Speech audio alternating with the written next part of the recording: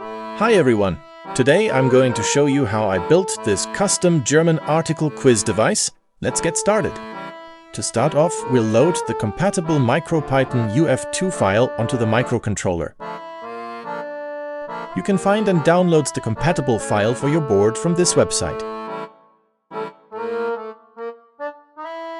Once downloaded, open your file manager, connect your RP2040 board to the computer while holding down the boot button and drag and drop the file into the drive that appears.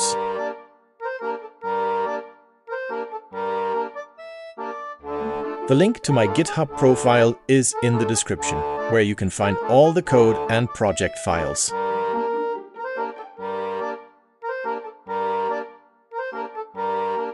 First, extract the zip file.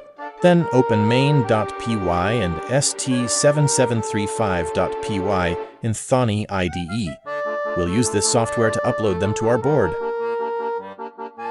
Save them onto the RP2040 and we're all set. By the way, you can customize the word list as you like directly inside main.py.